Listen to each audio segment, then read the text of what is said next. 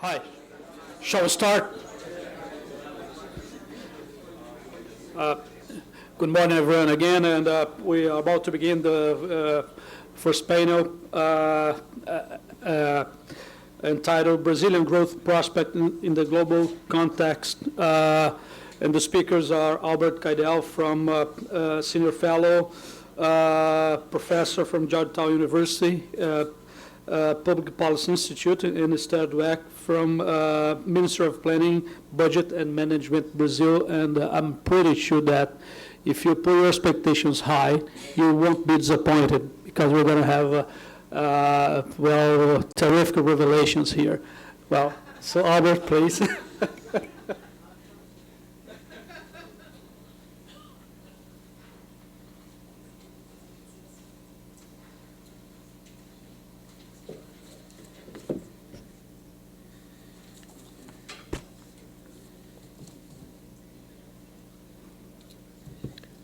Thank you very much, Rogerio, and thanks to the Ford Foundation and the Levy Institute for this wonderful opportunity to present my ideas and conclusions in such a discriminating audience. So I look forward to your disagreements and information for me.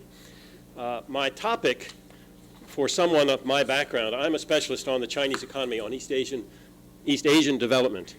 To write about prospects for the Brazilian economy in a global context, I need to describe what I mean by a global context. So let's see if this works. Yeah, what is the global context? And I'm going to do just quickly short-term, medium-term, long-term before moving into what I think is really the most relevant, which is the long-term. We could be asking, okay, what's the Fed going to do? And how is that going to affect capital flight? And what is that going to mean for Brazilian bond markets and for the exchange rate and so forth? That's the short-term sort of global environment, if you will. I'm not very interested in that. I think that is just a wrinkle on what's more important for Brazil. In the medium term, and another aspect of this short term, is China going to grow fast or not? Because then there'll be greater demand for Brazil's resource exports. I'm not very interested in that. For the medium term, and for Brazil, the question is Brazil really going to think that exports are the most important part of its economic strategy? Or is Brazil really going to focus on ways to develop rapid growth in domestic demand? China has focused on domestic demand, and that's been a key to its success. Brazil in the medium term, I'm not optimistic, but it's the key issue. In the long term, the global context for me in Brazil is, can Brazil learn from the Chinese investment and consumption-led, domestic investment and consumption-led growth model? The financial underpinnings of the Chinese success. Can Brazil learn from that? That's the key long-term issue as far as I'm concerned. If not, I think Brazil's economic prospects are poor. They're not good. And I think that's pretty plain. So let me move on a bit to this context issue.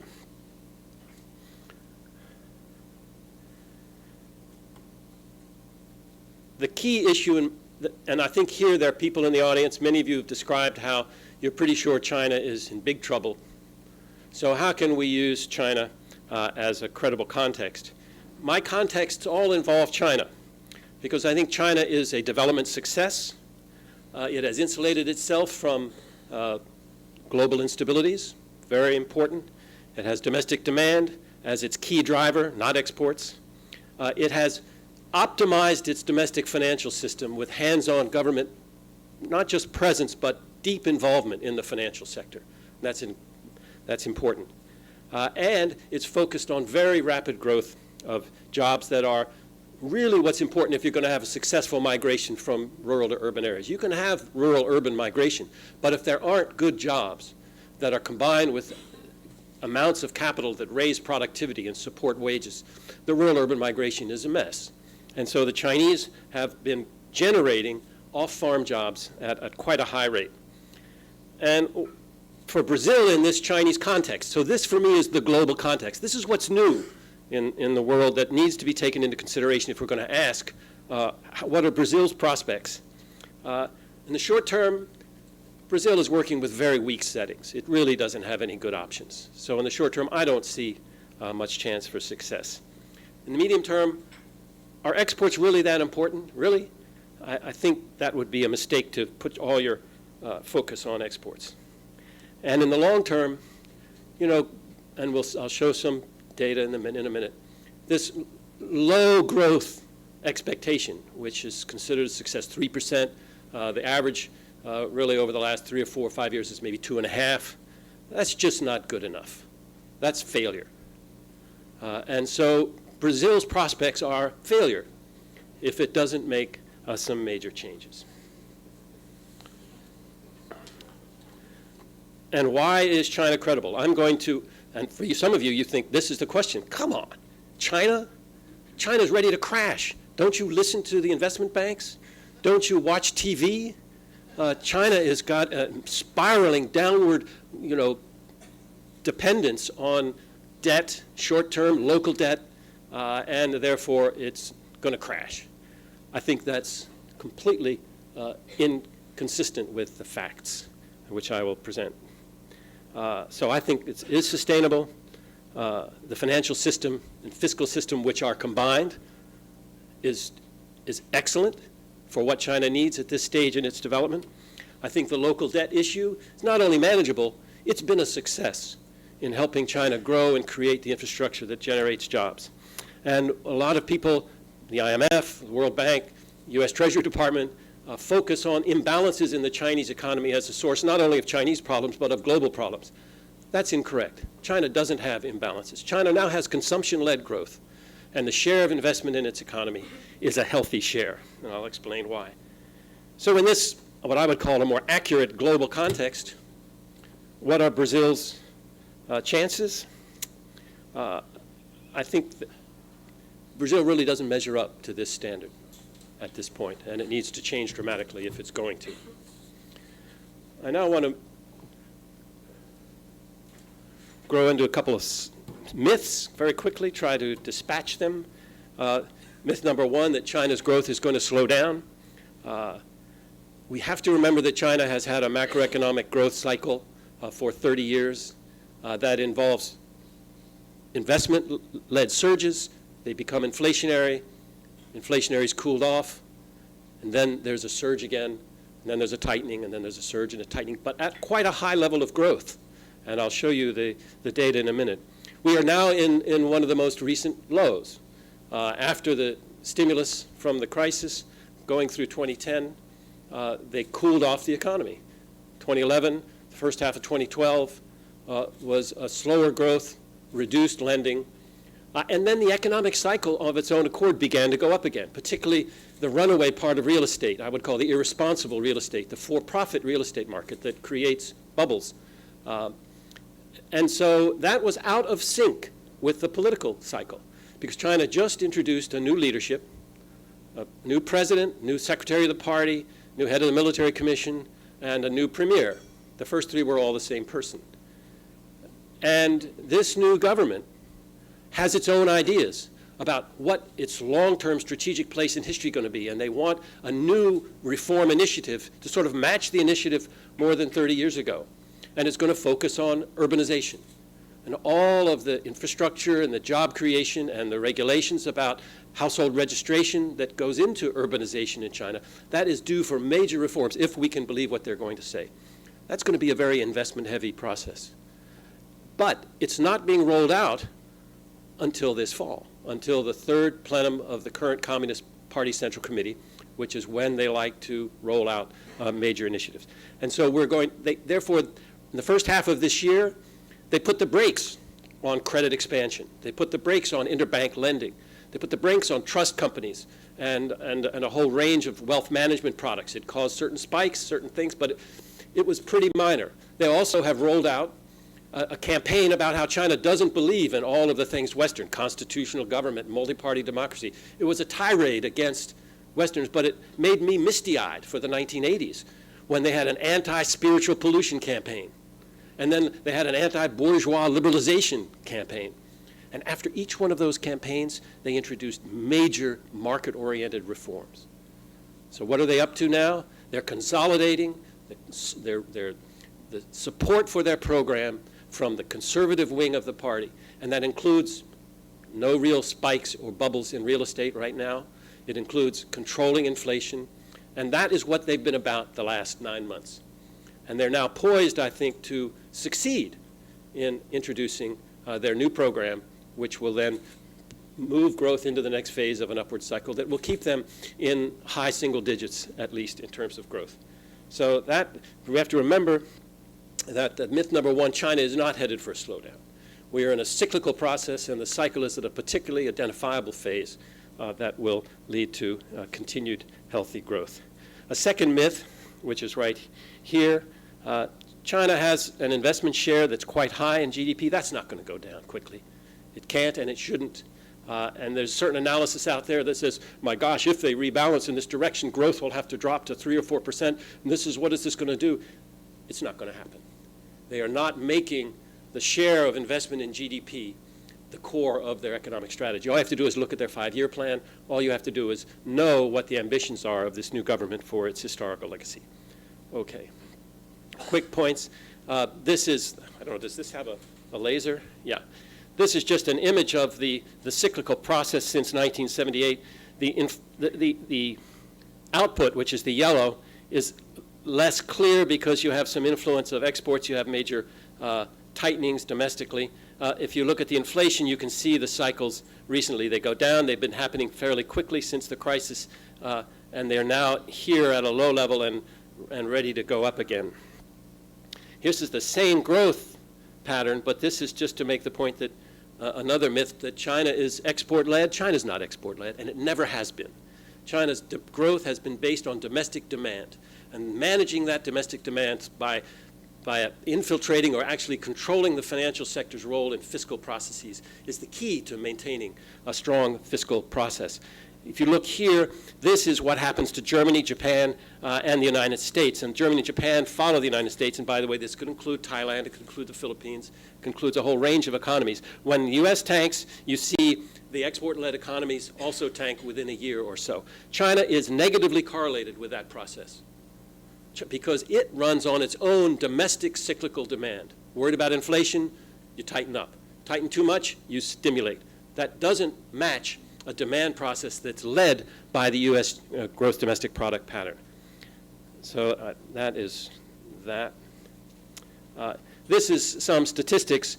If you break up the contribution in GDP growth points and you add them up, and this is, you can just take how many percentage points of growth you get from the domestic demand, you can see that even in certain situations of high growth, it's domestic demand that led it. This happens to have been a Chinese stimulus response to the SARS epidemic, which is one of the times in which their investment share in GDP increased. Here, of course, is the crisis, and you see again growth jumped during and after the stimulus program, but it was domestic demand that really did it clearly, not exports.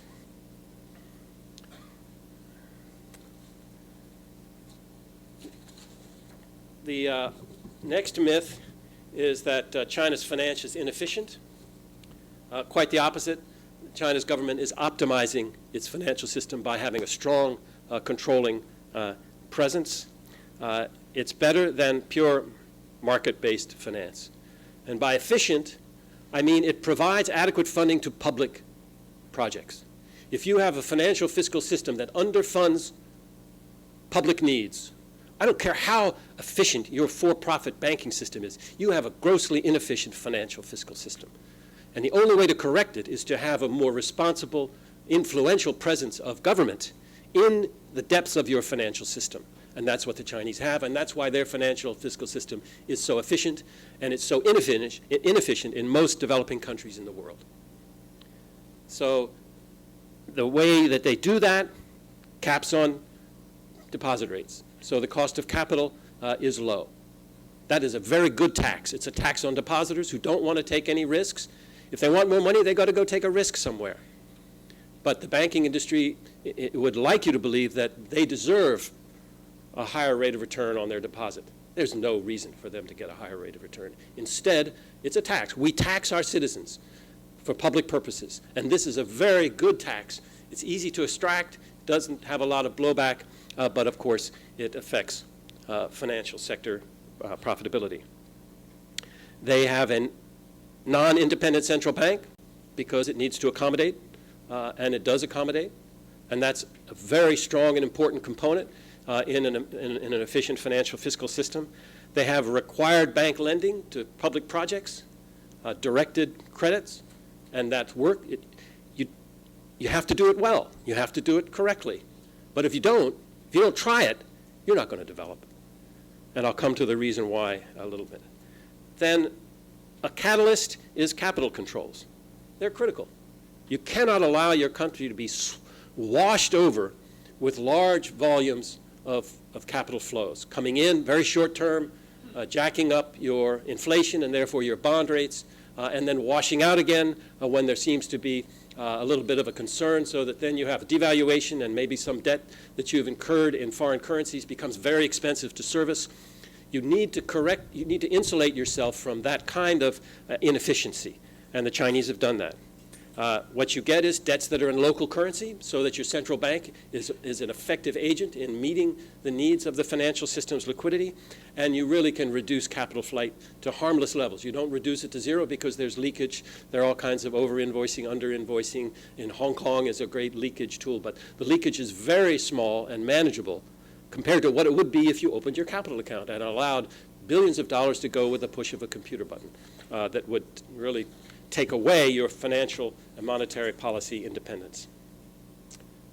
There's a local debt problem because they lent a lot of money, the banks and their development bank, to local platform companies around the country that were responsible for different projects.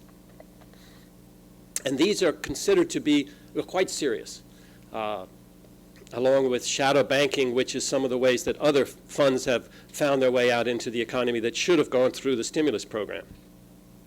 And one of the reasons that these debts from they're local companies set up off budget, which is very important, because on budget you're subject to corruption. Developing countries do not do on budget very well. But one of the Chinese reforms in the 1990s was to establish local infrastructure projects that were separate entities with individual accounting for every small or every bridge, for every road, for every highway, for every center for speaking. And the person in charge of that was personally responsible, and so was the municipality or the county. In interviews with the central bank head, Chen Yuan, he told me his secret. He said, if one project from a municipality is late in servicing its debt, we stop all new projects to that municipality. And you get, therefore, one of the best balance sheets of any bank really in Asia is the Chinese Development Bank. So you also get a result, which a macroeconomist would tell you, and a Keynesian would tell you is perfectly natural, that the stimulus worked. In the 4 years from 2008 to 2012, the economy in nominal terms, which is what's important for debt servicing, grew 65%. And I was at a presentation of the IMF's Article 4 on China at Brookings a couple of weeks ago, and they were very concerned that the shadow banking finance in China had grown 60% in the 4 years from 2008 to 2012. And I pointed out, well, but that meant it shrank as a share of GDP. It got smaller because GDP grew at 65%. Fiscal revenues grew almost 100%. That's what fiscal stimulus is supposed to do, but you got to do them. And the Chinese did it with the help of direct management of their financial systems lending, and it has worked very well. There's a new audit coming out that will tell us what's really the status of these local debts.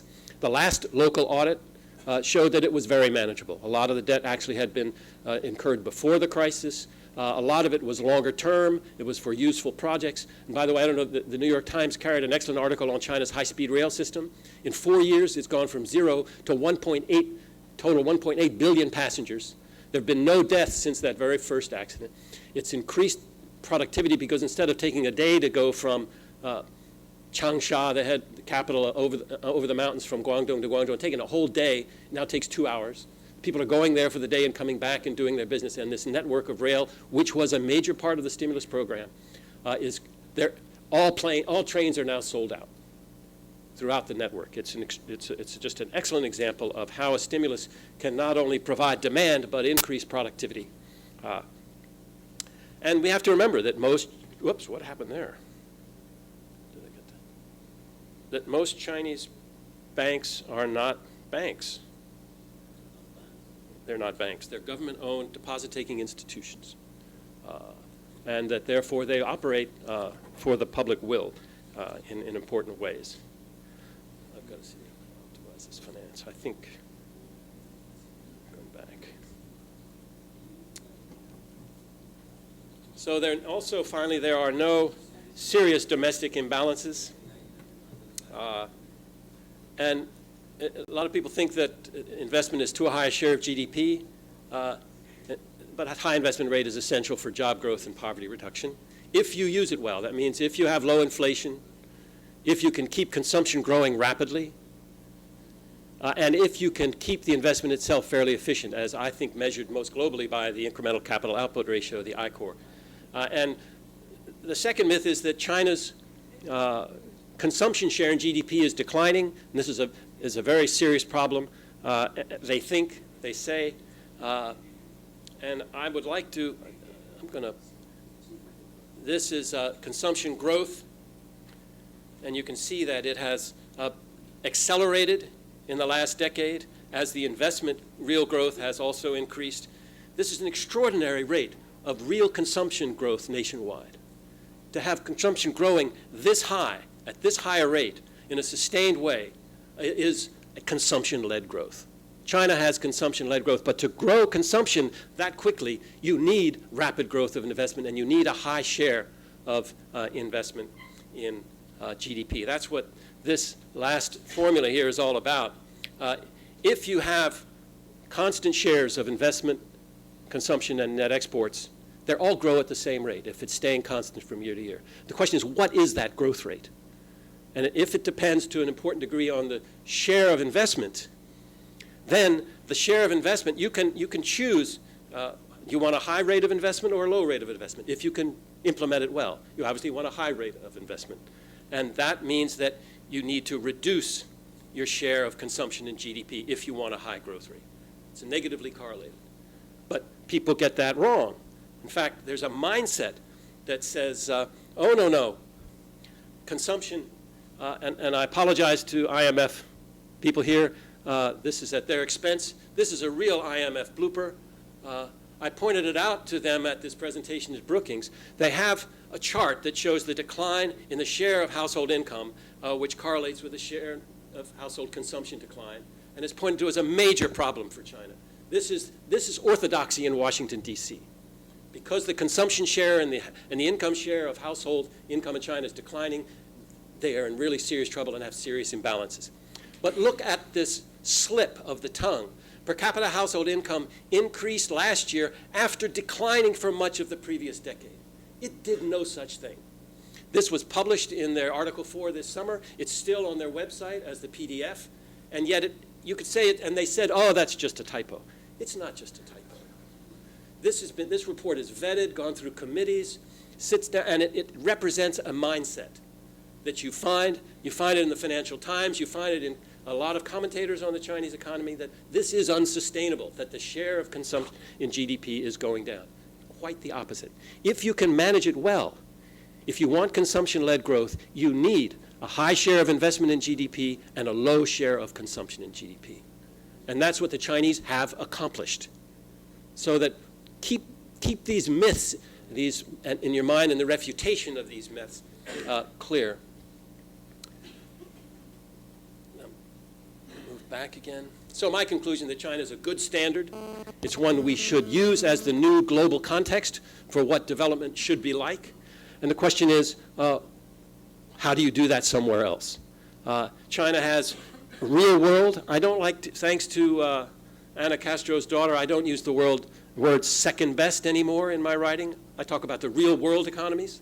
There is an ideal world. A first best doesn't exist anywhere. China is a real world economy solving real world problems. And therefore, this solution is one that will allow China to stay in high single digits at least in the coming years, which is relevant for Brazil's short-term context, if you will. But what China has to offer is a much greater potential for Brazil if it can understand how to manage domestic demand in ways that help it to expand rapidly. And then it will have a chance for success. Otherwise, it's going to stay really a development failure. This is a book that was published by the World Bank, and this is apropos of how can I justify this on first principles, what I'm saying. This Finance for Growth by DiCaprio and Honohan in 2001 or 2002 described finance for growth and how you need to liberalize, open your capital account, have your stock market be more open, and maybe you need to be a little careful with deposit insurance because then that can be misleading. But it also mentions throughout the book that finance is fragile. You need a framework. You need an environment in order for financial institutions to function well. And if you have that environment, then everything's fine.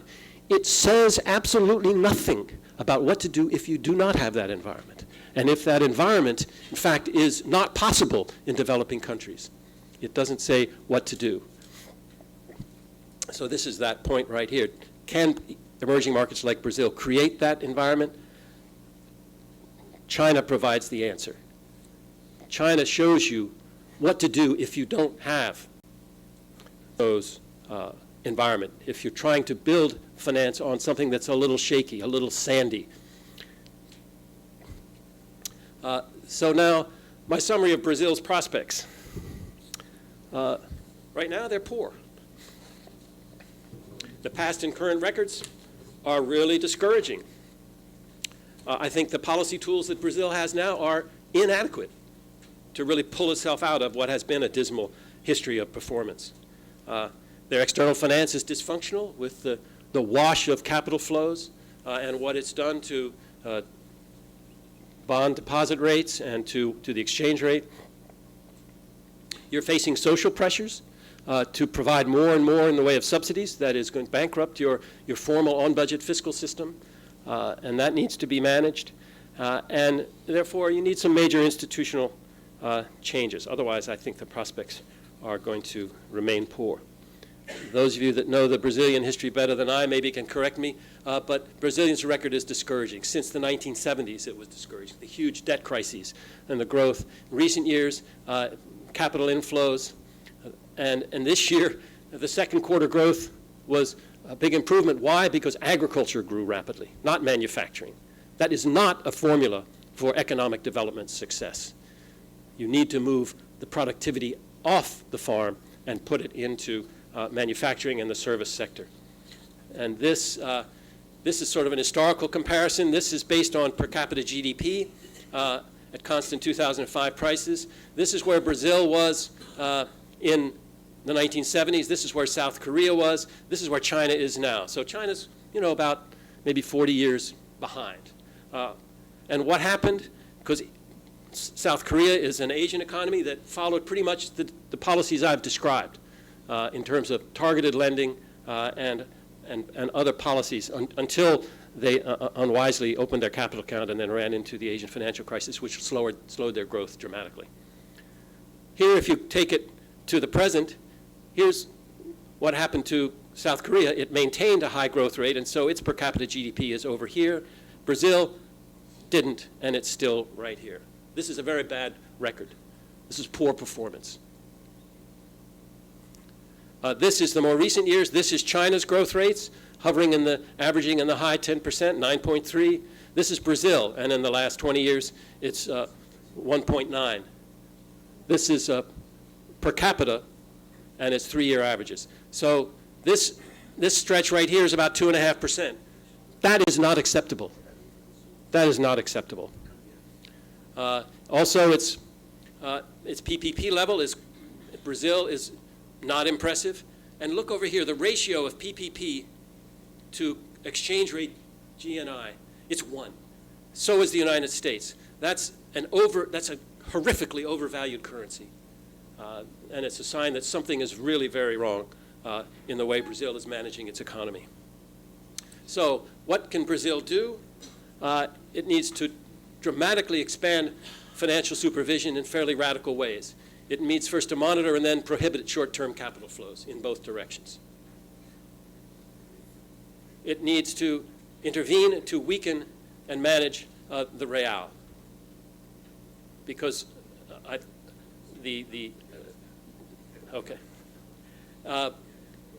needs to introduce caps on bank deposit rates. and it needs to gradually increase required bank loans to BNDES, the development bank, at low spreads. Spreads in Brazil are amazing. They're so high, it's just shocking compared to Chinese. It's just unbelievable. And greatly expand BNDES's operations and strengthen off-budget local investment using this platform concept that I've gotten from China. So they require leadership. They're going to run into very strong opposition, and they're going to, both international and domestic, but it's the best way to increase Brazil's investment rate in GDP, which is absolutely essential. The investment rate has to go up. But to control capital flight, you need those capital controls. So it's a package. Otherwise, I think Brazil will continue to be resource-heavy, export-oriented, and have weak domestic job growth. That's pathetic. Capital flows will continue to wash over and sweep the exchange rate up and down, and domestic investment levels and structures will remain too low to raise living standards at a pace to match development needs. Thank you.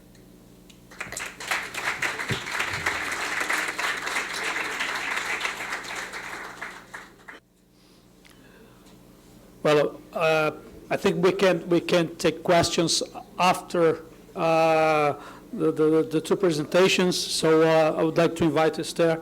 I think that we have a very good room for a very good debate here, and I invite Esther for her presentation.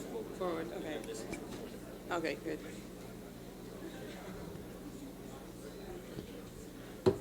Okay. I think after Mr. Keidel, I think I'll have a tough task here in order to explain the Brazilian growth model and the Brazilian growth prospect from the point of view of the government, let's say. So this is it's important.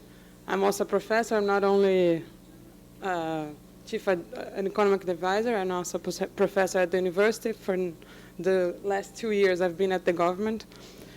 So, but the basic idea here is my presentation has basically 4 parts. The first one is try to describe the Brazilian model. And I would like to show that it's also a domestic demand model, not domestic demand-led model, growth model, not exactly export-oriented. The second part is to discuss the slowdown that we have recently seen in the Brazilian economy, and actually to try to answer a question that is very important here in Brazil. Is this a structural problem, or is this only a downside of a cycle that's going to pick up again in the next few years? And try to put this slowdown in the context of the global context. Try to explain why do we think that this recent slowdown is more related to the international environment and necessarily related to domestic problems. And at the end, I will try to raise some questions, some of which I think were addressed in the previous presentation, but I think it would be good for discussions at the end. So the first slide here is try to describe the growth model that has been implemented in Brazil in the last 10 years. Actually, it could be even more, but I think in the last 10 years it had some important points that actually speeded up this model. So in the beginning of the 2000s, if you take any growth decomposition in Brazil, we see that at the beginning of 2000, exports were the main contributor to growth. And as some people would like to say, actually this was more export-led stagnation than exactly export-led growth, because actually Brazil is a very large economy, and when exports are the main driver, usually it means that you are not growing that fast. So actually exports for Brazil, it's very important for reserves, because we don't have international currency, we need reserves, but not necessarily important for growth. So actually when the growth speeded up, and if you take average, of course, if you take 20-year average, we take all the 90s, that we have a very bad, we had a very bad growth. But if you take the average in the 2000s, they are much higher growth. So it's almost 5%, actually 4.5% since the 2002 until 2010. So it's actually those periods, the growth increased a lot, and was mainly based in the beginning of 2005 by consumption. Consumption was the main driver there because we had important policies in order to reduce our income inequalities and raise incomes. And this was a driver to mass consumption. So this was a very important engine to growth in Brazil in the beginning of the 2000s, especially 2005 forwards, when we started raising a lot minimum wages. So this was a very important driver for growth. In 2007, actually, since the debt crisis, and we cannot forget Brazil had a very important debt crisis in the beginning of the 80s, as the whole Latin America, and this was very keen to what happened to Brazil and to Latin America in the next 2 decades. So since the debt crisis, actually, Brazil had stopped having major infrastructure investments. So for 20 years, you had not only, in the previous years, previous to the 80s, Brazil had a very important infrastructure development. But then for 20 years, it was completely depreciated. And when we started growing again, then all the bottlenecks showed up. So we needed to address those bottlenecks. And in 2007, actually, there was a very important program trying to address those bottlenecks. And since 2007, there was 2 important drivers to Brazilian growth, which were infrastructure investments, and with a very important crowding effect. And I'm going to show you some figures, actually, investments have been growing much faster than consumption after that. And in 2009, in the middle of the crisis, there was an important housing program, especially trying to address not only the deficit in housing in Brazil, which is high, but mainly trying to a program that could create a lot of jobs and could also solve a social problem. So this was one of the main strategies in the middle of the crisis. So after that, we had not only consumption, but also 2 main important aggregate demand drivers related to public investments, both in infrastructure and housing as well. So just to show some figures, actually, we have here, we could have a low, from more years in 1996, but to have a quarterly data, the only one which actually completely in the same methodology is since 1996. But the basic idea, Brazil had a stop and grow growth until 2003, 2004. It's basically related to external shocks mainly, when the growth would start and then stop, sometimes for internal reasons as well. And then from 2004, basically we had a very fast growth until the crisis and a rapid recovery as well. So until, here it stops in 2010. It doesn't show the figures after 2010. But I'll show later. But the basic idea, in some way, you manage to grow faster. Of course, this was not only a Brazilian result. We have seen this in other countries.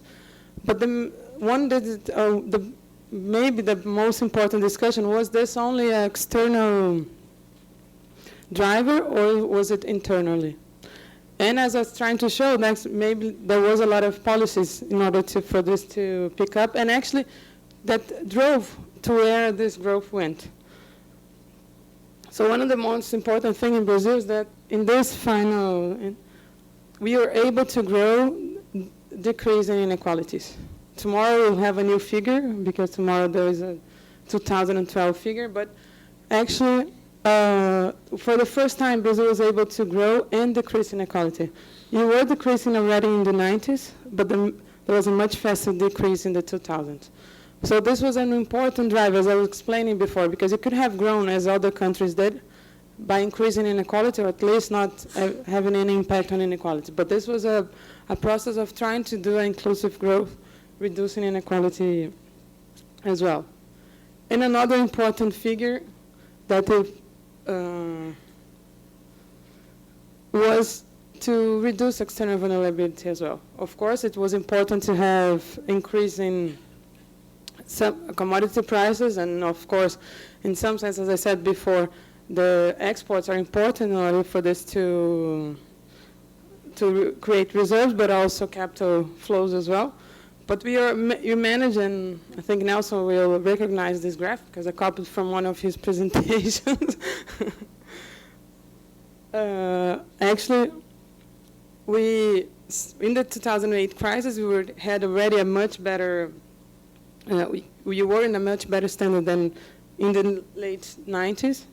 And so far, we have been keeping this with high reserves compared to our external debt and to our current account deficit. Can you see it from behind the... Oh, okay. Oh, it's missing. Okay. This is debt, this is reserves, and this is current account deficit. Okay, sorry. Over GDP, exactly. Sorry for the... now I saw that it's missing. Sorry. But what exactly is this model then? And one of the things that Brazil has, this is also something that we have been discussing with Claudio Milton from IPEA. I thought he was here, but that I heard from him this idea that we have a tropical welfare system. It's not a European welfare system, but it's our welfare system, which is very important in order to create a safety net. This is something very important when you have slowdowns and when you have crisis, that actually you don't go to the minimum. And the deepness of the crisis is not that bad because you do have a very important social safety net. And this is basically done through pensions, okay, it's the biggest one, but also public workers. And you do have some of the special benefits, Bolsa Família, as you probably heard, and others which are smaller in terms of amount of GDP, but which actually have a lot of beneficiaries from those policies as well. So in some sense, the first thing is that we'll have a social safety net that guarantees in some way the domestic demand-led growth. And another important driver was the increase in minimum wage. This was very important. Actually, one of the safety net was in some way also helped by this increase in minimum wage. And the opposite to what people would say, minimum wage did not have a problem with employment. Actually, in Brazil, there was an important virtuous circle, and actually unemployment rate went down very fast. So now, and the figure from today, I don't know if you've seen, but it's still one of the lowest. It was the same as last year and lower than the previous month when we have cyclic, seasonal adjustments, but it's mainly stayed at the same level. So Brazil were able to increase minimum wage and decrease unemployment at the same rate. And this is one of the main virtuous circles in Brazil. Another important driver for the domestic demand was household credit. We do have a very important direct credit loans in Brazil. But we also have, in the beginning of, until the beginning of 2000 in Brazil, there was a very low household credit because income was also not growing as well. So when you had an important income distribution, then people were able to access credit. And this was very important. And I think the same way people are talking to China, I was in OECD last week. And they were saying Brazil's having a household boom. It's probably going to have a bubble. And also the credit is increasing too fast. People probably go into, you go to a crisis. They looked at the figures and they looked at this and say this is US. But they don't know exactly how the financial system in Brazil is regulated, which is completely different from the US regulations. You do have much safety, and as I showed before, income is increasing with the credit. You don't have income decreasing and credit increasing as it happened in the US. So in some sense, it's much safer increasing credit than what happened in the US. And retail sales grew a lot. Okay, this was one of the main drivers from consumption, but now I want to talk a little bit about investment. So as I said before, since 2007, there was an important program on infrastructure investments. And now the second phase, we still have it's called Growth Acceleration Program, which is mainly both economic and social infrastructure. And this actually helped the public investment. The public investment over GDP increased almost 50%. So the public investment rate increased a lot. It's around almost 5% of GDP so far, including both federal government, subnational levels, and state-owned companies as well. So if you take all three of them, you have a very, very large increase in public investment. And not only we do have those two figures here, these are state enterprises and direct administration investments, but we also have a very important BNDES loans, which during the crisis were very important. Of course, they're still very important, and they are one of the main sources of investments to companies. So both direct investments by the public sector and state enterprises, plus those loans, had a very important drivers to investments. So the Brazilian investment rate actually was very low in the beginning of 2000. Okay, it could be higher, but still it grew 5 points, which is not very easy to do in any economy. We know that increasing 5 points in GDP, it's not something easy to do. It could increase more. But this is in constant prices because people sometimes use investment rates in in current prices. But actually, as we know, the manufacturing actually had a much lower increase in prices. So if you do in current prices, then you have a lower investment rate. But this is only the problem of deflation, both because of the GDP deflator is greater than the investment deflator. So this is only a price problem. So in constant terms, actually, it had a better.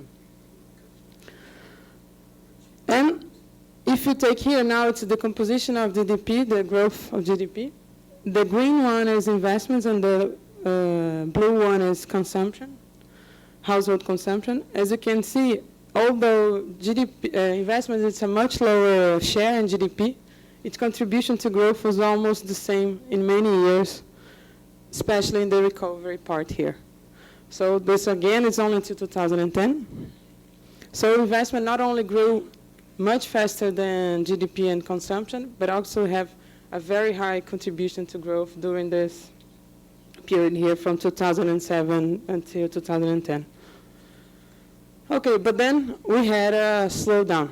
The recovery, people were cheering a lot here, but then we had a steep slowdown. But if you look at the figures in 2011, almost in every country slowed down. Okay, maybe not all of them had the same, let's say, the tendency as Brazil. The tendency actually was almost the same, could be not as fast, but the whole world actually slowed down after 2011 again. The recovery was fast in some developing countries, but then the slowdown was for everyone again. And Brazil now is seeing some recoveries here at the last few quarters that we have been seeing. So the main question now is this going to speed up again, or are we actually just seeing a stop and go again? This is mainly what's been addressed in Brazil. And first thing I would like to say that based on our discussions that we have here is that people started saying that the model is it has ended. Okay, this was a model that was only able at that period. Now it went to restrictions that cannot go over. So the first question is, people said, okay, consumption cannot grow anymore, households are very indebted, and income cannot increase as fast as it did before. This is the first thing that we actually don't agree. But the main thing that I think we have to discuss in Brazil right now is the low unemployment. So people start saying, okay, we have a very low unemployment, so our GDP, potential GDP growth has decreased. Actually, they're basically saying that Brazil is in full employment right now and cannot grow anymore through labor. If productivity doesn't increase, then we are completely stuck with the low growth that we have right now. And this is interesting because first thing in Brazil, as we all know, we still have a lot of room to move people from low productivity jobs to high productivity jobs, which actually will increase productivity at the end, but it's mainly reallocating the same people in different sectors.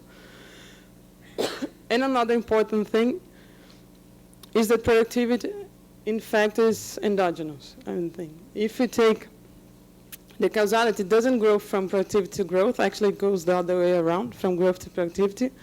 So what people are looking right now and say, oh, unemployment, labor costs is increasing too much, so therefore we have to stop increasing wages. We are in a we reached the top of our growth. Now we have to stop wages from increasing. We have to have a higher unemployment rate and things like that, which is completely, in our sense, completely not misunderstood in some senses. So actually, if you take take the labor cost, unit labor cost increase that we have seen recently, is mainly related to the slowdown.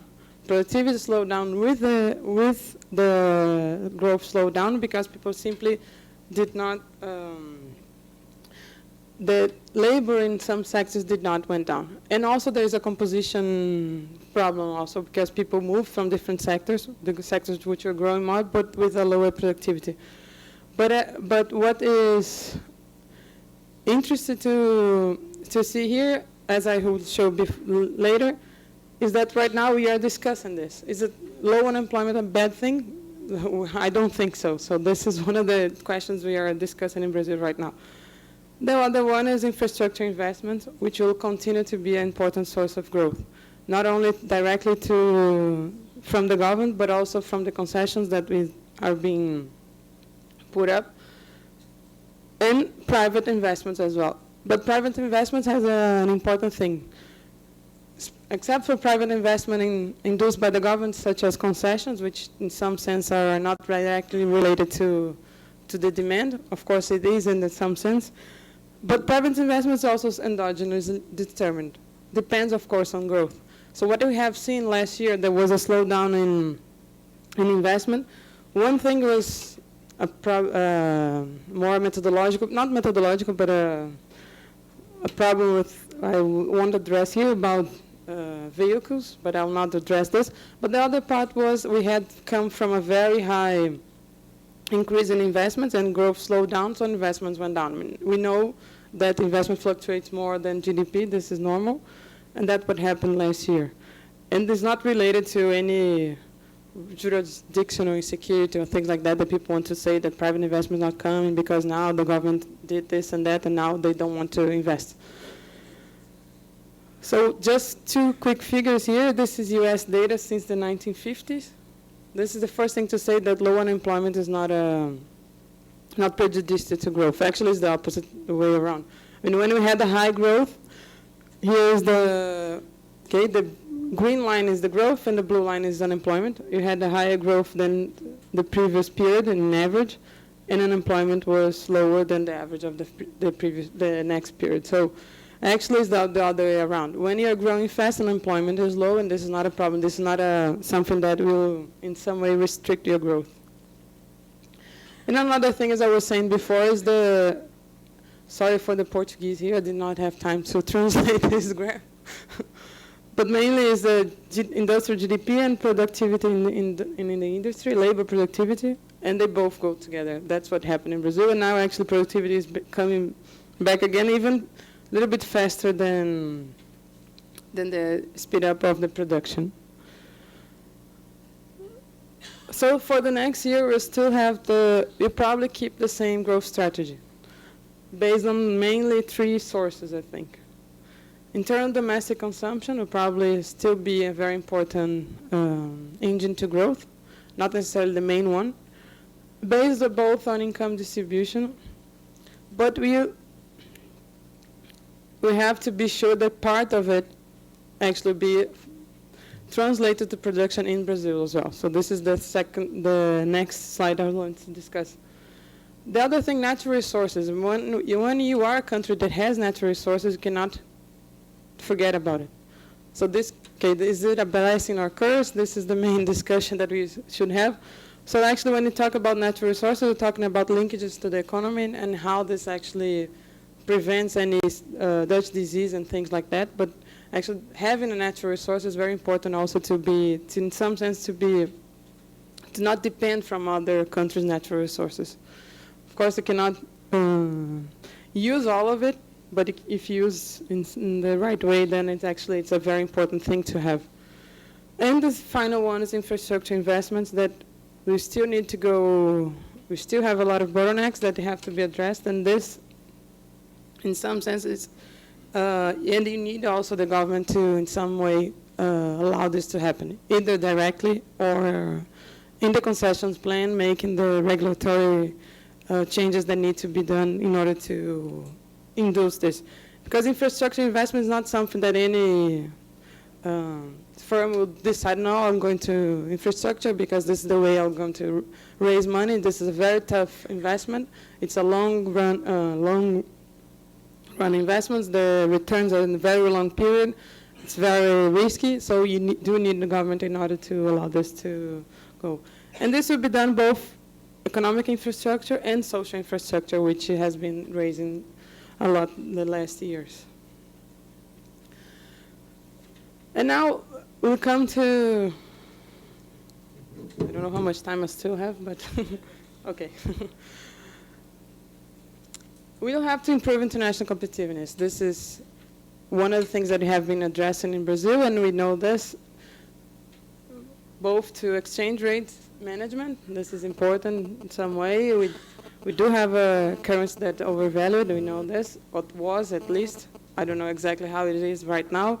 Depends on the day you look at the figure, but infrastructure is important to also increase international competitiveness, tax reforms to be less regressive, less based on production, reducing financial costs related to both interest rates and how the long-term maturity of energy costs, qualification of labor force, which is very important, science and technology.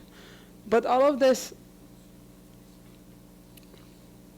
okay, I'll come back to this figure later. But what are the challenges to this strategy? Then this is a figure that have been moved. I think everyone has seen this figure before.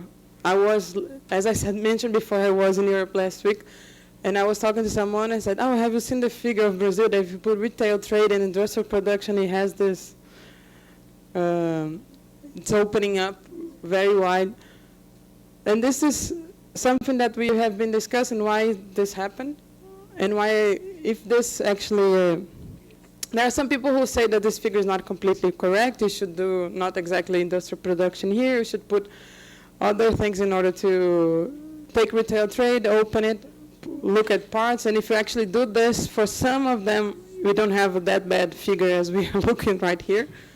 But still, we have to discuss one thing that I said before, that if you do improve a lot domestic demand, where is it going to? Is it going to stay in the country, at least part of it, or is it going to leakage the whole thing to other countries, especially China, of course, but not only? But then when you look this, I think you also, as I was mentioning before, Brazil had a strategy in order to increase wages, increase income, through an inclusive growth. Okay, good. And actually, the whole world, or mainly the whole world, and I agree that China has been increasing wages, but from a very lower level, so if it in comparison, it's still much lower. So in some sense, it's not China's, let's say, strategy, but it's from the international, the multinationals. In the 2000s, they used a different strategy to compete, and was mainly to look for lower costs, especially labor costs. So Brazil was going to one sense, trying to raise wages, trying to raise labor income, and the rest of the world was going in the opposite direction. And if you, last week, as I mentioned, I was in Europe, and I was with in a table with a person from the ILO, and actually she was showing the figures from the whole world, how the wage share is going down, and how this in some ways compressing the domestic demand. And in some way, this is could be a global race to the bottom if everyone tries to do this strategy instead of doing the other one. And in some sense, this is leading, and we can discuss this, to a deficient demand. Although I agree that China, I've already doing some discussions here, I do agree that China has one of the main drivers of domestic demand, especially investment demand, although consumption is also growing, but from a lower share than in other countries. But we do have countries with a lot of, we still have the global imbalances related to surplus countries and indebted countries, which in some sense the surplus countries are in some way not using all their potential demand or not growing their demand as fast as they could have done. So in this sense, when you're trying to reduce wages and trying to reduce costs through wages, then you might be going to a deficient demand scenario in the world. And if you now take Brazilian manufacturers, the blue bars here, and you take the world imports of manufacturing, or U.S. imports, which is very important for Brazil, since to U.S. Brazil exports more manufacturing than to Europe or Asia. But you see, there is a very close correlation. Of course, I didn't go to the correlation, it's just simple correlation looking at the charts.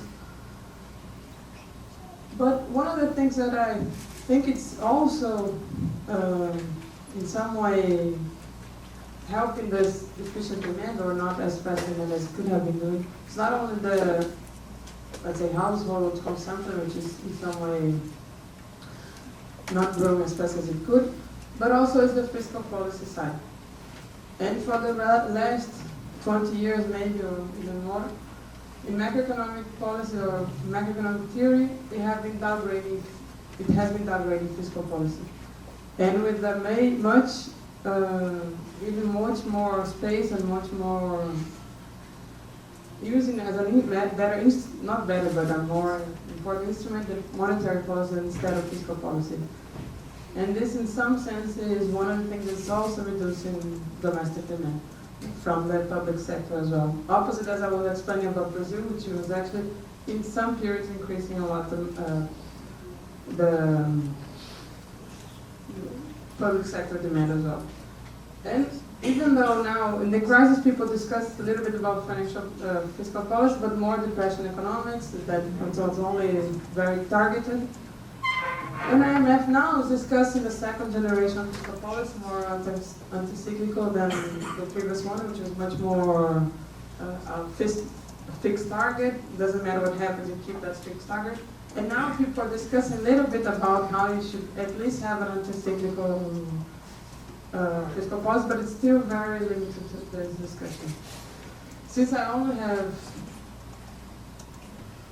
I will conclude. So maybe just two quick questions here. One of the things that China is increasing a lot of its domestic demand, but it's like US in the beginning of when US became the main driver of the world in the 50s, not exactly now, but I mean in the 50s, that was much more competitive to the developing countries than actually, in some way, it was not as opposed to England, which needed the developing countries, US didn't need the developing countries. So this was not exactly very important for the developing countries. In the beginning, it was very hard, and China is more competitor than actually imaging for the developing world. So how exactly this is going to be played in the next few years, I think it's very important. And US recovery as well. Was it going to be now, it's a joke with the natural resources up, is a blessing or curse, in the sense that in some way it's very important to stimulate world economy, I don't have any doubt in that. But the problem is how exactly what is going to happen to interest rates and exchange rates, capital flows, that even though too much capital flow could be a problem if you have a complete, if capital flows just stop, as we have seen in the 80s, it's worse than to have excess capital flows. At least excess capital flows, you can manage it. When this capital flow stops, you cannot do anything. And what's going to happen to commodity prices? And this is the last slide I want to show. Since we have the dollar standard, US have, as we all know, the dollar has a double role as a national currency, as a world currency, but the policy in the US is more national policy, as in any country. So decisions in national policies have an impact on the rest of the world. And there used to be a negative correlation among commodity prices and what happened to the dollar. But the commodity prices had even when they went up, they had the level was not as high as it did the last few years, as we have seen. So now, in some way, is the commodity price in here agriculture, but could put another one, is it more related to the international demand, and especially China and the new an income of middle class in the rest of the world, or is it going to go with to follow what happens to the US? So now this is something that still needs to be addressed. And just a few remarks about this is also the final question is related to what we're discussing now. Should we go back to the discussion in Bretton Woods again, both in terms of the initiative from the creditor countries, which are in a much better position than debtor countries, and also about the discussion of capital flows. So how exactly are we going to address those two things? Thank you.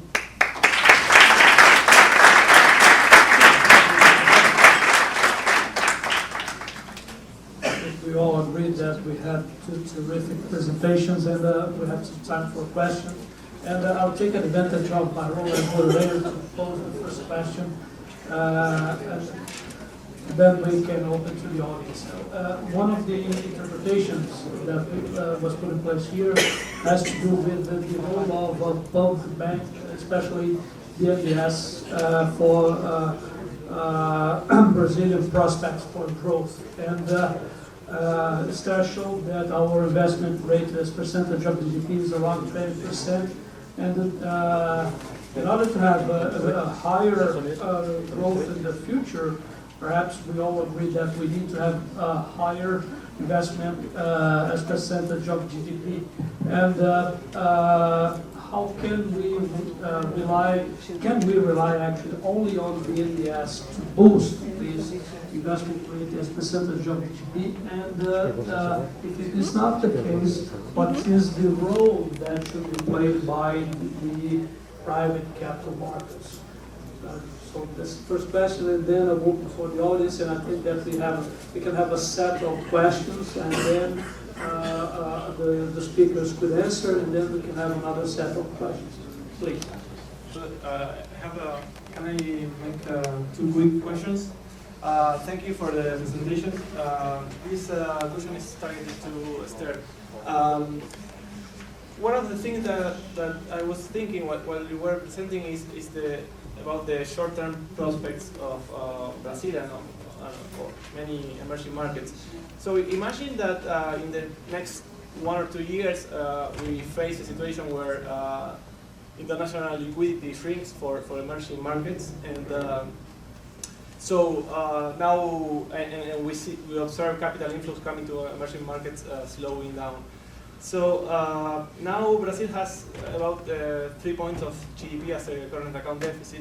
So the textbook theory would say that you need to adjust the current account probably. So or find some way to keep attracting those capitals. So one way is probably to devalue the real, let the real devalue. The other one would be to raise the interest rate to keep capital inflows coming in.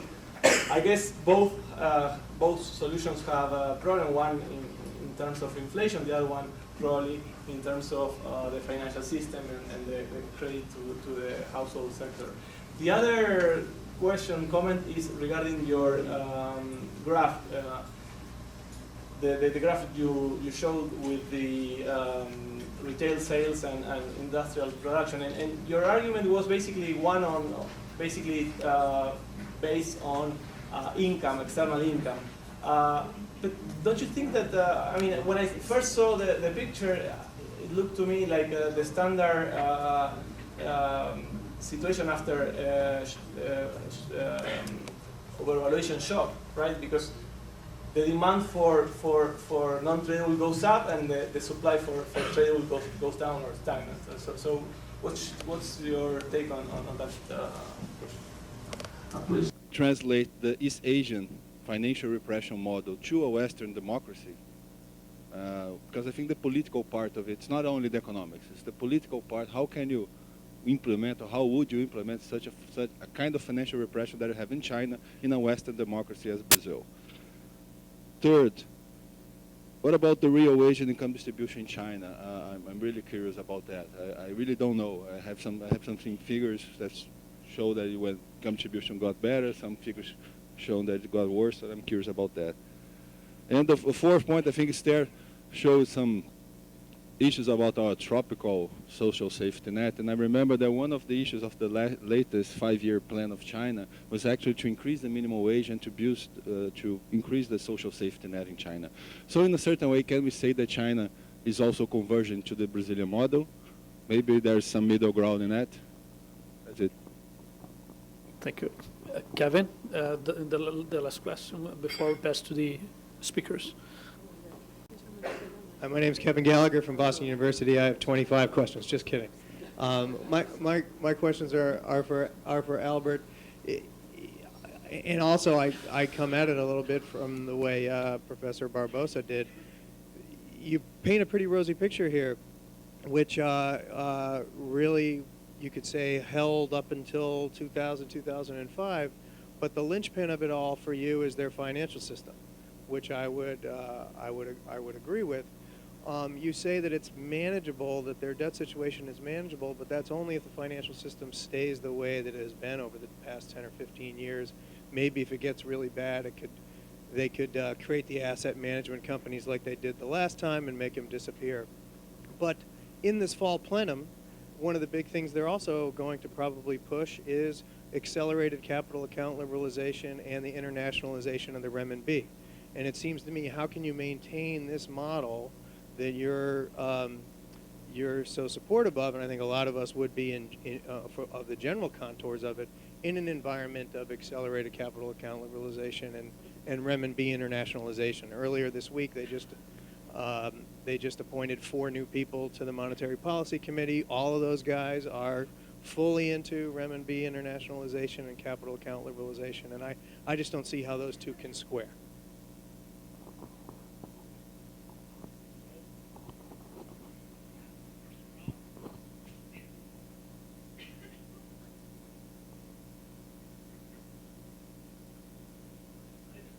Okay. So to me, there were 3 questions. The first one is about the role of BNDES, and is it the only one which will play a role in increasing investments in the next few years? But the answer is no, of course. And there is an important, because first, I think one of the things that we was discussed in the China case, but it's in the case of any developing country, or the financial sector had to be developed. The financial sector does not appear, and it's not functional necessarily in the beginning. And especially in Brazil, because of the high interest rates and high inflation and all that, there was a very problem with the long-term loans to investments. So in that sense, there was created a bank would in some way fill this gap in Brazil for long-term loans. But of course, it only grew much faster than the private sector after the crisis. And before both of them are growing together. Of course, for long terms, BNDES had always had a much more bigger role.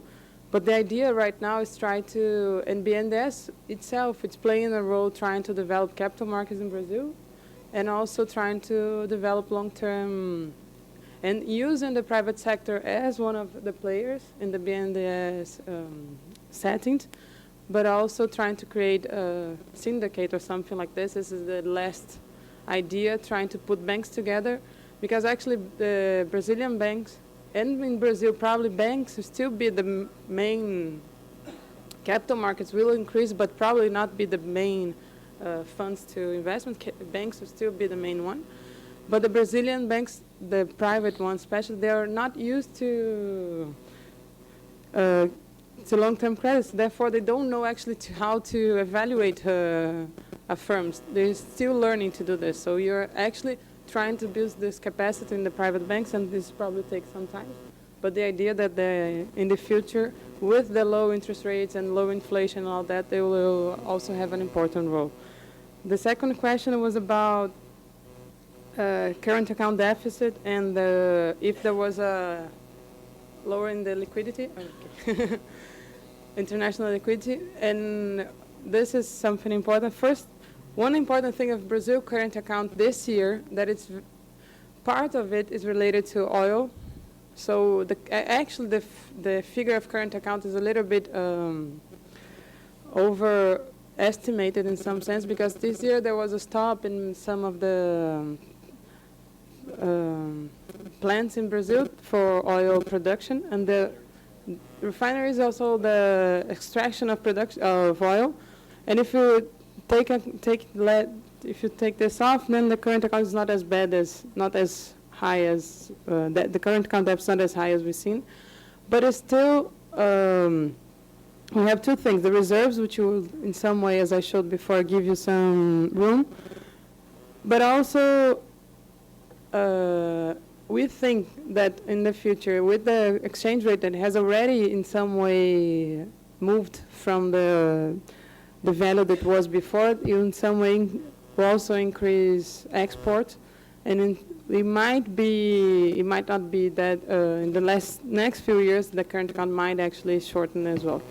So of course, as I said before, if you do have a shortage of capital flows in the world, this will have an impact not only in Brazil, but I think in the whole world. And then we'll have to cope with that when it comes to. But we are in a much better position than we were in other shortages of capital flows, I think. And the third question is about the graph of retail sales that I explained only with what is happening in the international demand. But actually, this was more an answer to what the things that have been, the way people are looking at that figure. So when people look at that figure, they say this is leakage, and it's completely related to what's happening in Brazil with the overvaluation, with the loss in competitiveness. And I was trying to say that maybe it's not only that. It's also what's happening to the world demand. Actually, industrial production in the whole world went down, not only in Brazil. But of course, as I said before, we do have to improve our international competitiveness, and this is something that it's been addressed as well. So I think it's both things. Well, thank you very much for the good questions. There's some feedback. Like that? Oh, this is vibrating, maybe, no? Sorry. Great questions on the role of BNDES. I wonder how much BNDES is lending to the private sector, and whether that's something that is important, which one of those would be critical for the future. And that can be an important part of development process, is to choose long-term strategic sectors, even if they're in the private sector. But also that the role BNDES could play as a catalyst. And again, in China, 2/3 of investment comes from retained earnings, and those are kept stable at 2/3 because at strategic points, the financial system, which is basically a development bank system, puts a lot of money into it. You'll see a big surge in bank lending from 15% of total investment up to maybe 20%, but that's enough to stimulate the retained earning portion to keep going. So it plays a stimulating effect as well. Excuse me. On international liquidity, first let me just say that it seems to me that Brazil's reserves are too low for an open capital account economy. An economy like Singapore lost 30% of its money supply in the Asian financial crisis, and so you really need a much larger share. It can't be measured in terms of imports financing if you have an open capital account. That's just it's just not enough, and so it's going to put a lot of pressure on you if you have some real current account problems.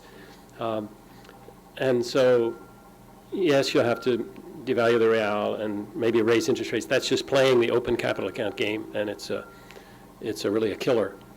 You really don't want to get caught in that. I wanted to ask a factual question on retail sales versus industrial output. Do the data show that, in fact, the gap was filled by imports? Do they? Is that right? Not necessarily.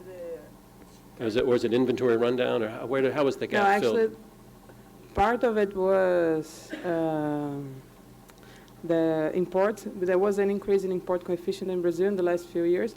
But there was also, if you look at the final figures, there was a lower in the, how to translate consumo aparente? No, but when you add production, imports, minus exports. Exactly. So in some sense. So inventory stocks changed. There was also. Yeah. Okay. Anyway, it just it seemed to me like a symptom of Dutch disease, where your currency is overvalued and you lose some competitiveness, and that hurts really employment because the employment-intensive industries are losing out in the competitiveness issue. Now, a lot of good questions on China. Is there anything wrong with China? There's growing influence of the financial sector on policy. You're seeing a lot of think tanks develop, some heavily financed by foreign banks, but friends of mine that were in academia or the Academy of Social Sciences and were fairly balanced in their view about the role of the financial sector and its fiscal importance. When they get hired by a bank to become its chief economist, it changes immediately. And you're suddenly in a conversation with somebody you just don't know because everything is liberalization, opening up, and it's interesting, you'll see long articles about people saying that we really need domestic government bond markets because this is the only way that they're going to solve their problems. But of course, he now works for a brokerage. And so local bonds in China have a terrible problem in the 80s and 90s of failure, and the central government had to come in and bail them out. And so they forbade it. And I understand Brazil has had somewhat similar experience. I don't know if that's true or not in terms of local government being able to issue bonds.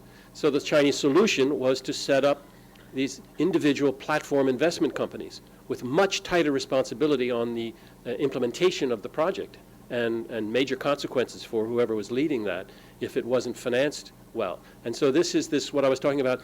Getting stuff off budget is actually an efficient solution for a developing country where on-budget programs are subject to such abuse. Also, China has a real problem managing expectations. It's demonstrations like Tiananmen that I happened to be at that month doing an agricultural report for China and UNDP.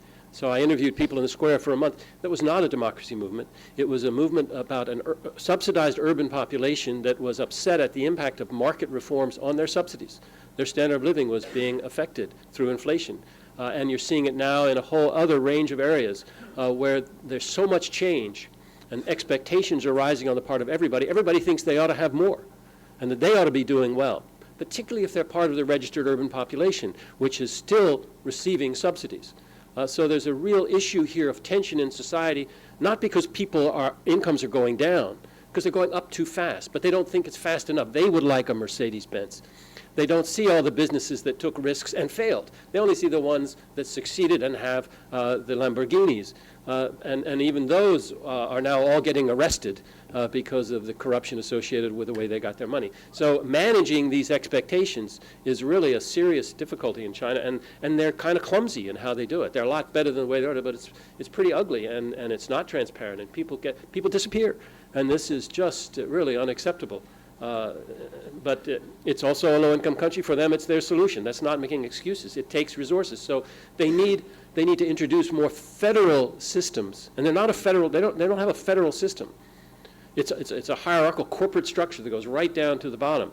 But for handling corruption and for handling these issues, you want to have the equivalent in the United States of an FBI office that has an office in the city, then the state police and the municipal police, all with different responsibilities, but that's expensive, that kind of overlap. And the Chinese don't have it, so there's a lot of corruption, although if you look at the Transparency International and World Bank corruption indices and link it to per capita GDP, you get a scatter going down of as GDP increases in per capita terms, corruption comes down. China's right in the middle of where that whole scatter is. So it's hard to say that China's corruption is out of bounds, but it is a problem. It needs a lot of work on it. And if there's a real risk out there, it's rapid financial liberalization. And this gets to Kevin's question. That's a really serious problem.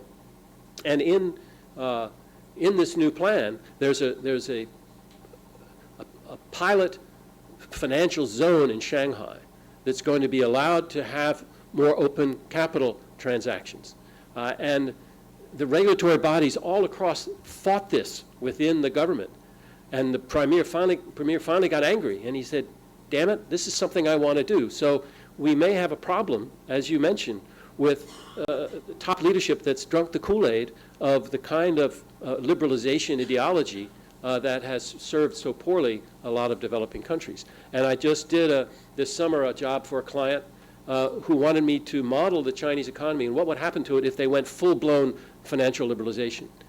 And I said in my report that you have to take into consideration the importance of what China has accomplished as a result of not allowing capital account opening, not to mention other forms of liberalization. But you also need to account for the way the Chinese over the last 30 years have corrected themselves when they've made mistakes.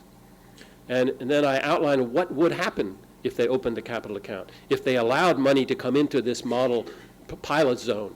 And what you would have would be a boom, capital would flow in, you'd have a lot of capital flight, which would probably be even more. There would be a very high volatility in the exchange rate, and then you would have a financial crisis when you would have the sale of the kind of crisis that Hong Kong had in the East Asian financial crisis, where the investment banks made a double play. You sell on the local stock market, and then you take those domestic currencies and you sell it on the currency market. They both crash, you buy back in, you make a big killing. Hong Kong fixed it by buying themselves into the stock market. I'm afraid we'll have to conclude on that All right. bright note, so please join me in thanking the speakers.